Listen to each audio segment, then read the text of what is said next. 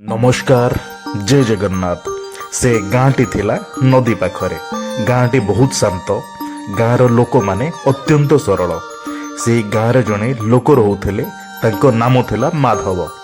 माधव प्रतिदिन मंदिर को जाउथिले। से अत्यंत भक्तिशील देखा जाउथिले। गाँर लोक तांको बड़ भक्त बोली भाबुथिले।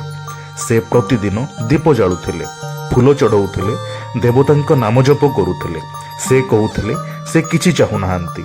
से कहूथिले से केवल आशीर्वाद ही चाहती, सेतिकी तांको पई यथेष्ट। लोके तांको आदर करुथिले। किंतु माधवंको मन भितरे आउ किछि कथा थिला। से धन चाहूथिले, से संपत्ति चाहूथिले, से सम्मान चाहूथिले, किंतु से केबे मुखरे कहू नथिले। से भितरे भितरे आशा रखुथिले। प्रतिदिन से भगवान को देखि कहूथिले, प्रभु मते किछि दरकार नहीं, केवल तुम आशीर्वाद दियो। भगवान नीरव थांती। दिन पर दिन बीती चलु थाए, किछि परिवर्तन हेलानी। माधवंको मन अशांत हेला। से भितरे राग जमा बांधिला।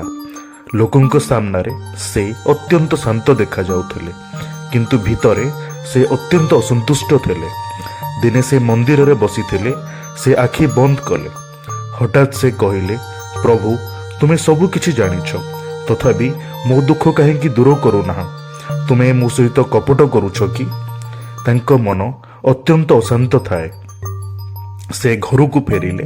रातिरे सोई पड़िले। स्वप्न रे आलोक देखागला। आलोक मध्यरु एक स्वर कही उठिला, हे माधव।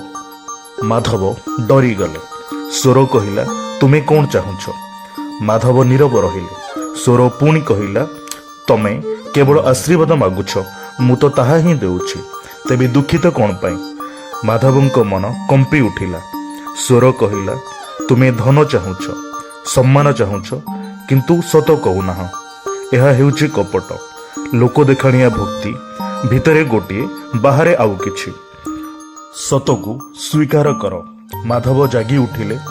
घर शून्य थिला, किंतु मन भरी जाइथिला दिव्य ज्ञान रे।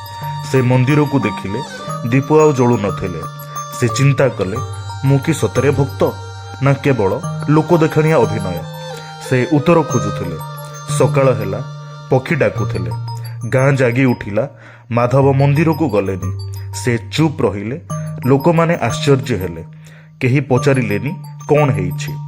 से निजको पचारुथिले, मु कोन परिवर्तित हेबी, ना पुणी से पुराणा माधव ही रहिबी? मनरे कपट रखी कौन भगवान को प्राप्त करी हुए? भगवान को पाइबकु हेले सरलता दरकार, प्रेम दरकार। जेउठी प्रेम थाए सेठी पार्थिव वस्तुर देबानेबा न थाए। माधव बुझी जाइथिले तांकर प्रकृत धन हेउछंती तांकर कालिया शांत। आजिर कथा को ये विराम देउछे एही प्रतिश्रुति सहित कि मु पुणी फेरिबी आम महान संस्कृति जगन्नाथ संस्कृतिर आउ किछि कथावस्तु को नहीं। नमस्कार, जय जगन्नाथ।